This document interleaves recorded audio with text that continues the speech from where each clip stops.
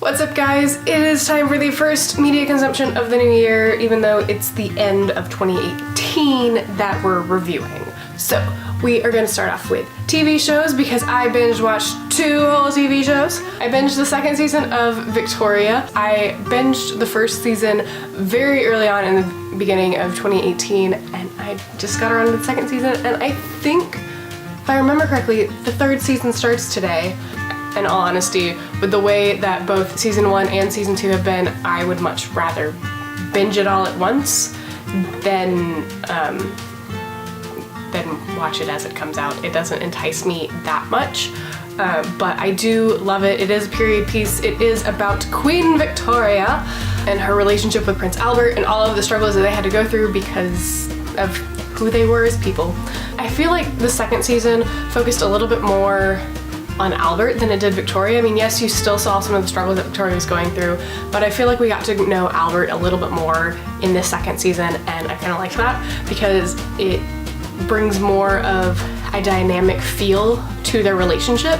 So I'm curious to see how season 3 will be. The second TV show that I watched was released in 2009, so it's a little bit older of a show, but it's not necessarily like an old show, but it is the mini-series adaptation of Jane Austen's Emma. As far as adaptations of Austen novels go, BBC always does a really good job of making sure that they get all of the very important points. In comparison to the 1996 movie that stars Kate Beckinsale, this one has a little bit more of a modern feel to it, and I don't know if it's just because a lot of the actors that they used seem to be a little bit closer in age. Not that Kate Beckinsale or Mark Strong were too old to play those characters, but I feel like, I guess it's more in the supporting roles, more so than the main role, like the main roles of Emma and Mr. Knightley, because a lot of the other actors, it felt like the jump between ages was a little bit more so than it was in this 2009 adaptation. So now let's move right into some movies. Why not we? The first movie that I watched this month was Netflix's Dumplin', which is based off of the YA novel by Julie Murphy. I'm currently in the process of reading said novel, so I can hopefully do a book to movie comparison contrast. But as far as the movie goes, I really enjoyed the way that the movie is portrayed. It's very much about women empowerment and just being confident in who you are, regardless of what your body type is and what you look like. And it definitely shows how our insecurities can affect our relationships, whether that's with our moms or with our friends. It shows how the perception of yourself can affect the way that you relate to other people, and I think that's important. I liked how there wasn't a focus on the romance storyline, but at the same time, I was disappointed a little bit in the romance storyline because there's one specific instance where it jumps from, oh, there was conflict, and then the next time we see them together, oh, things are magically okay. I'm not telling you when or where that is, so it's not really a spoiler. It's only like a minor-ish spoiler, kind of.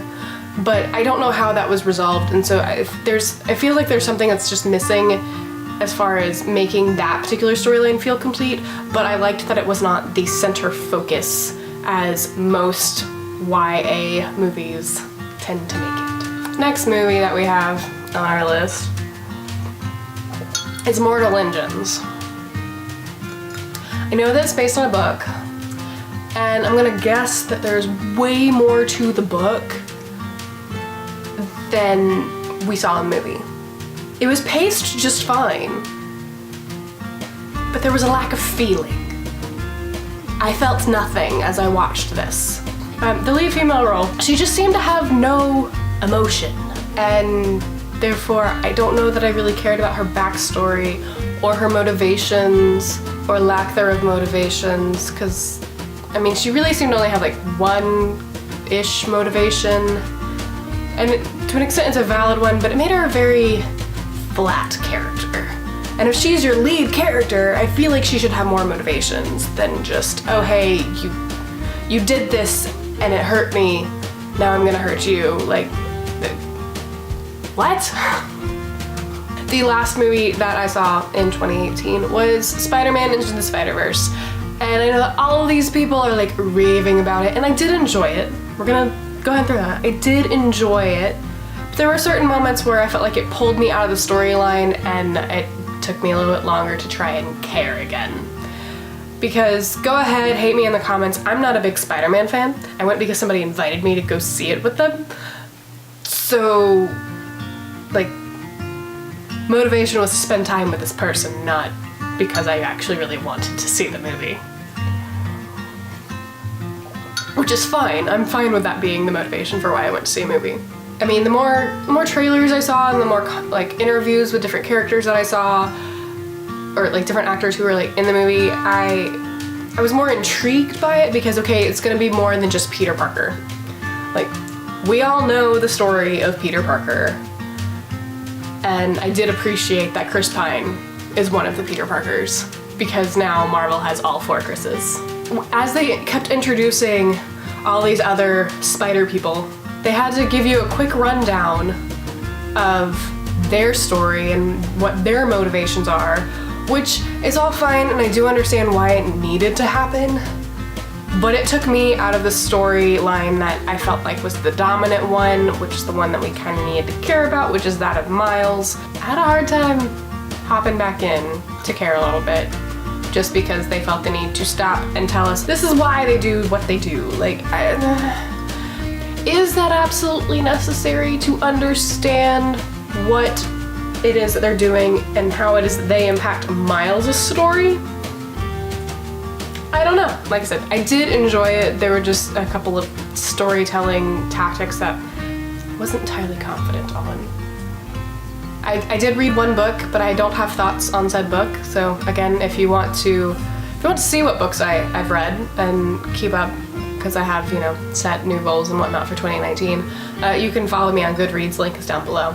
As always, if you have any recommendations for shows, movies, books, theater experiences, music, albums, whatever, leave those in the comments below. That's it for me. I will see you next video. Bye.